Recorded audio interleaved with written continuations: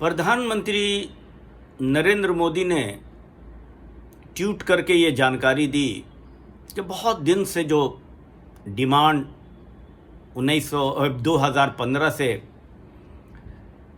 Medical institution यानी medical education, dental और जो डिप्लोमा कोर्सेज हैं उनमें रिज़र्वेशन, जो सेंट्रल सीट है उन पे रिज़र्वेशन जारी किया जाएगा। ये मांग काफ़ी दिनों से चल रही है और ये मांग ही नहीं चल रही है, इसके लिए बड़ी जद्दोजहद भी चल रही है। तमिलनाडु की सरकार कोर्ट गई थी, हाई कोर्ट में उसके उनके हक में फ़ैसले हुए, फिर वो सुप्रीम कोर्ट में गए, फिर सुप्रीम कोर्ट में उन्होंने ओबीसी को एक दूसरे केस के साथ सरकार के अनुरोध पर एक्सेप्ट कर लिया, एक दूसरे केस के साथ टैग कर लिया और एससी और एसटी को वो कोटा रिलीज़ कर दिया। अब जो 17 से यूनिवर्सिटी ग्रांट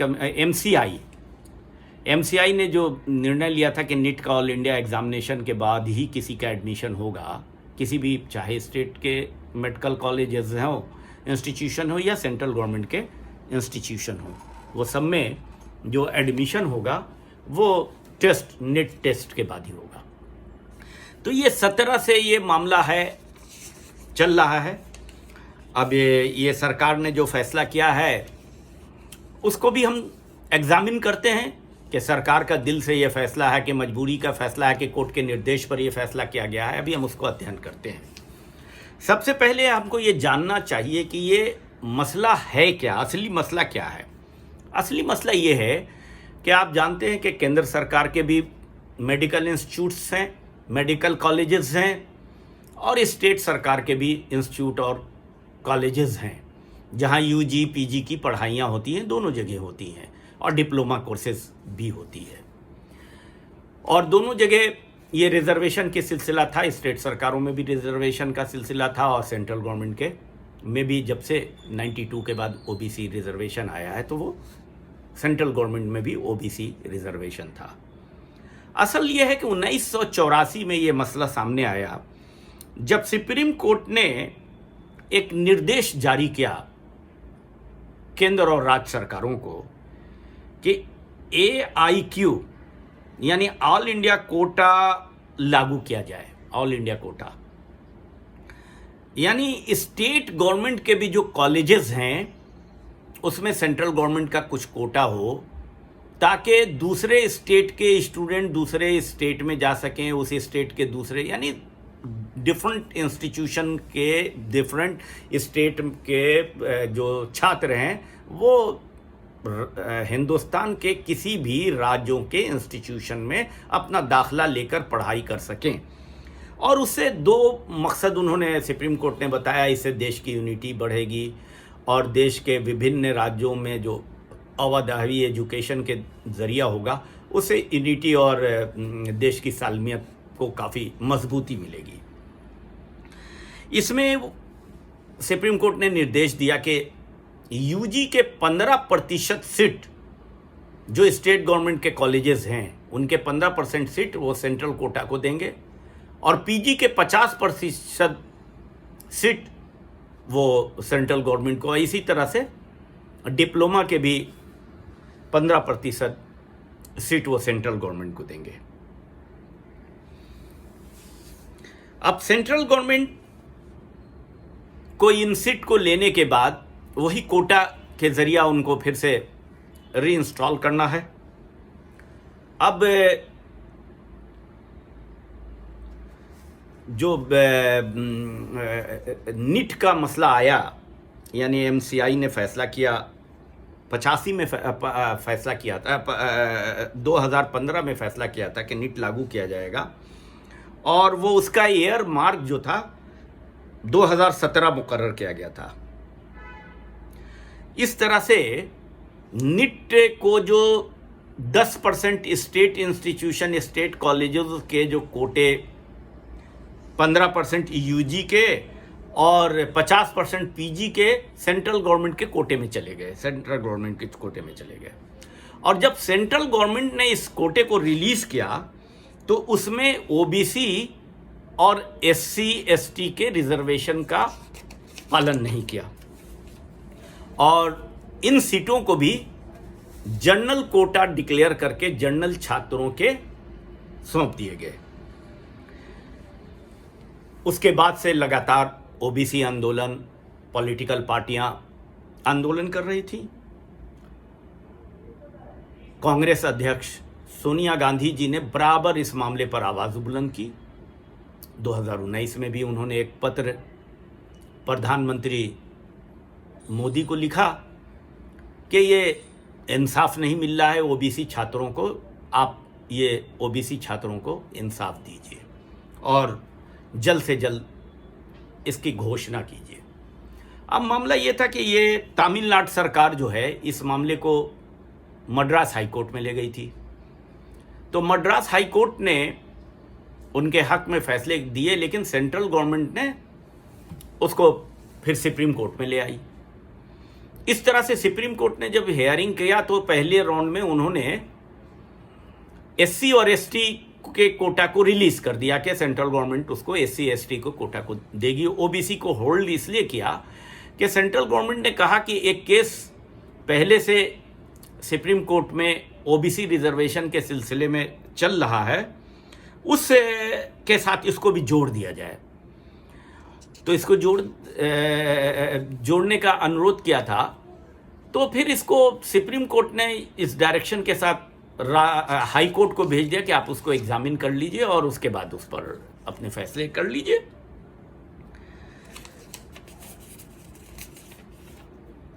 तो फिर हाई कोर्ट में ही मामला चला गया। हाई कोर्ट ने फिर एग्जामिन किया और हाई कोर्ट ने एग्जामिन करने के बाद उसने एक expert committee, 5 member expert committee बना दी।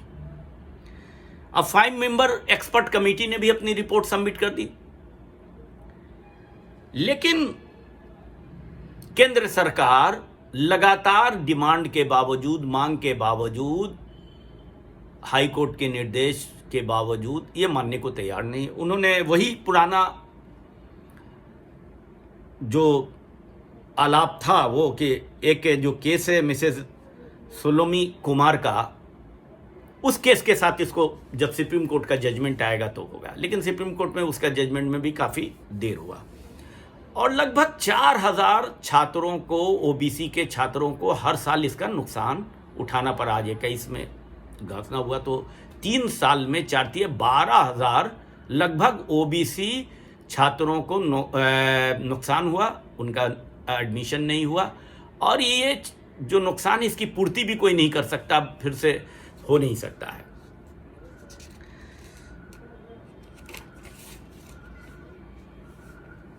अब आप जानते हैं कि केंद्र सरकार और नागपुर का रवैया ओबीसी के लिए क्या है। वोट लेने के लिए तो प्रधानमंत्री मोदी जी ओबीसी कम्युनिटी के हैं, जो 2006 में जिनकी कम्युनिटी को स्टेट 5 में स्टेट लिस्ट में, जब वो चीफ मिनिस्टर बने उसके बाद उन्होंने अपने कम्युनिटी को स्टेट लिस्ट में शामिल किया और फिर वो सेंट्रल लिस्ट में 6 या 7 में शामिल हो गई। इस तरह नए नए ओबीसी ये कम्युनिटी बनी जिसके प्रधानमंत्री जिस कम्युनिटी के साथ है। उसके बाद से कई डोर खुल गए कि और भी किया जाए, लेकिन चुनाव में ओबीसी तो बहुत बताते हैं, लेकिन आपको याद होगा आरएसएस ने बिहार चुनाव के पहले कह दिया कि ओबीसी रिजर्वेशन को हम रिव्यू करेंगे, जिस पर लोग काफ़ी हंगामा हुआ, परेशानी हुई।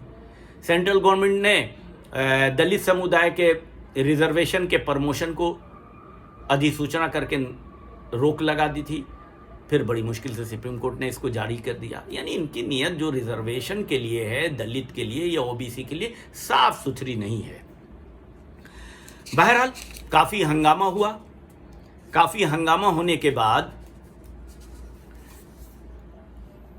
ये इनको लगा कि अब इसे मानना पड़ेगा, इसलिए इनको लगा कि ये मानना पड़ेगा कि बंगाल में ये चुनाव हार गए। पिछले दिनों जो इतने भी चुनाव हुए वो लगभग इनके परफॉर्मेंस अच्छे नहीं हुए आसाम को छोड़ के।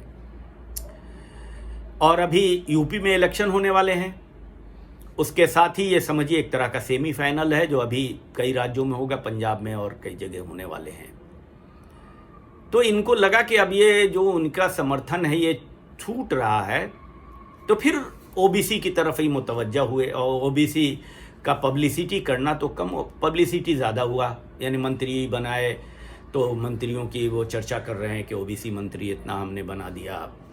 ठीक है, और ओबीसी भी का अधिकार है, आपने बनाया तो कोई उनको ऐसा थोड़ी है कि आपने उनके ऊपर बहुत बड़ा एहसान कर दिया। एहसान तो किया नहीं, उनको हक था, उनको बनाया, वो आपके पार्टी के कार्यकर्ता थे, पार्टी में थे, इसलिए उनको बनना चाहिए था, बने। अब एक दिन मोदी जी ने से मिलने के लिए ओबीसी के मंत्री गए और उन्होंने रिजर्वेशन के लिए ये डिमांड की, क्योंकि अब इनका मन बन गया था कि करना है। वैसे तो विपक्ष के पार्टियां, लेफ्ट की पार्टियां, उनके स्टूडेंट ऑर्गेनाइजेशन, एनएसयूआई और दूसरे सारे छात्र संगठन ओबीसी से संबंधित जो थे वो लगातार कर रहे थे। और मद्रास हाईकोर्ट ने ये बात फैसला भी कर दिया कि अब इसको 10 दिन के अंदर लागू किया जाए। अब इनकी करना तो मजबूरी थी, तो उसके लिए इन्होंने एक बहुत बड़ा ड्रामा रचा और मंत्रियों के डिमांड हुए और फिर प्रधानमंत्री ने ट्वीट करके इसकी घोषणा की कि ये रिजर्वेशन हम जो है वो जारी कर रहे हैं। एक को बात ये समझना है कि जो सेंट्रल के कॉलेजेस थे उसमें रिजर्वेशन पहले से जारी था, राज्य के कॉलेजेस का जो शेयर ले लिया था, राज्य के कॉलेजों में भी रिजर्वेशन जारी था, लेकिन राज्य के कॉलेजेस का जो शेयर ले लिया था उसमें रिजर्वेशन नहीं था। ये बात बहुत महत्वपूर्ण है जो समझना चाहिए। अब ये नोटिफिकेशन जारी कर दिया गया है और हम समझते हैं 21 से इस पर अमल किया जाएगा। लेकिन इस रिजर्वेशन की एक महत्वपूर्ण बात यह है कि इसमें उन्होंने EWS जो कोटा है, जो इन्होंने नया बनाया है, ओबीसी के जो फॉरवर्ड कम्युनिटी के जो इकोनॉमिक बैकवर्ड हैं उनके लिए एक ग्रुप बनाया है EWS, उसको भी इसमें 10% रिजर्वेशन शामिल किया है। ये जो EWS है, अलग बात है कि पॉलिटिकल पार्टियां चूंकि वोट के महत्व को समझते हुए इस पर ज़्यादा जोर नहीं दे रही हैं, लेकिन एक्चुअली ये है अनकॉन्स्टिट्यूशनल। इसलिए कि संविधान में कोई भी जो ओबीसी रिजर्वेशन है उसके लिए जो फिक्स किया है संविधान, जो राइट देता है रिजर्वेशन का, वो इकोनॉमिक बेसिस नहीं बल्कि सामाजिक और जो उनके पिछड़ेपन हैं, जो उनके साथ कास्टों से सैकड़ों सालों से जुल्म और सितम होते रहे हैं, वो एक बेसिक है। उसके लिए इकोनॉमी नहीं हो सकता है। बहुत बड़े ओबीसी कम्युनिटी का इकोनॉमी रखने वाले के लिए तो क्रीमी लेयर लगा ही दिया गया है, उससे उसको हम छाट ही देते हैं। क्रीमी लेयर के जरिया हम उसको छाट देते हैं कि जो पैसे वाले इकोनॉमिक बेस पर हैं उनको हम अलग कर देते हैं, लेकिन ये भी एक गलतफहमी है।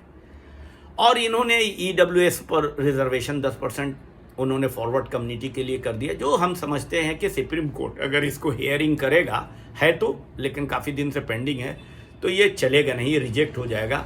जिस तरह से जाट रिजर्वेशन कैंसिल हो गया था, जिस तरह से महाराष्ट्र में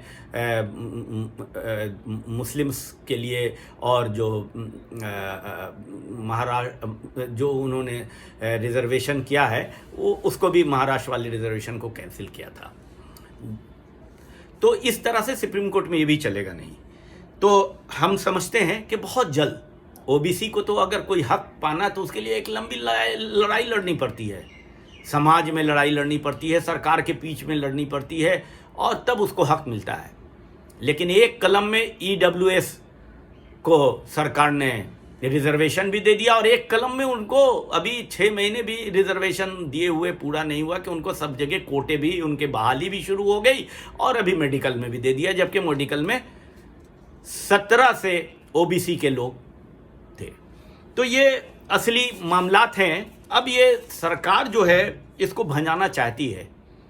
निश्चित रूप से सब लोग जानते हैं कि आपकी नीयत क्या है। आप यूपी इलेक्शन के लिए और सेमीफाइनल जो है सेंट्रल 24 के इलेक्शन का, उसके लिए आप ओबीसी समुदाय को आप करना चाहते हैं खुश। तो ये खुश करने का नहीं है। आपने कास्ट सेंसस का अभी तक घोषणा नहीं किया, कास्ट सेंसस सबसे महत्वपूर्ण विषय है ओबीसी समुदाय के लिए। असली उनकी जानकारी ही नहीं है अभी, तो उनकी अगर जानकारी, उनकी इकोनॉमिक कंडीशन, आर्थिक कंडीशन, उनके जॉब में कितने हिस्से हैं, उनके मकानात कैसे हैं, वो कहाँ रहते हैं, किस तरह से उनके समाजी और सियासी हालात हैं, जब इसका तजिया नहीं आएगा तो उस पर उनको स्कीम दे नहीं सकते हैं जिससे उनको फ़ायदा हो। इसलिए हम सरकार से निवेदन करते हैं कि आपने, ठीक है, आपको बधाई भी देते हैं। कई लोग कहते हैं कि देर आयत दुरुस्त आयत एक फार्मूला है कि देर आयत दुरुस्त आयत। हमने कहा ठीक है, देर आयत दुरुस्त आयत, लेकिन देर आयत दुरुस्त आयत में 12,000 जो ओबीसी छात्रों को नुकसान हुआ वो कैसे दुरुस्त किया जा सकता है, इसके कोई रास्ते नहीं है। इसलिए हम सरकार से गुजारिश करते हैं कि आप कास्ट सेंसस, अगर ओबीसी के हमदर्दी है आपको, कास्ट सेंसस कराइए। आपने पिछली बार जो कास्ट सेंसस हुआ उसका रिजल्ट आपने नहीं दिया, एनालिसिस करके एक कमेटी बनी हुई थी, उसकी आप रिपोर्ट नहीं दे पाए। तो आप इस तरह से इस कम्युनिटी के लिए, ओबीसी कम्युनिटी के लिए, दलित कम्युनिटी के वोट के लिए तो आप बहुत परेशान रहते हैं, लेकिन आप उनके हक और हुकूक की लड़ाई में बहुत पीछे हैं और उनको हक देना नहीं चाहते हैं। इसलिए मेरा निवेदन है कि कहनी और करनी में फ़र्क नहीं, सबको इंसाफ देने की कार्रवाई सरकार की होती है, और सरकार किसी एक की नहीं, पूरे जनता की होती है। और आप बार बार नारा भी देते हैं सबका साथ, सबका सहयोग और सबका विश्वास, लेकिन आप विश्वास पैदा कीजिए, सहयोग लेने की कोशिश कीजिए और सबका साथ आप दीजिए, तभी ये सरकार को हम सक्सेसफुल कह सकते हैं। बहुत धन्यवाद।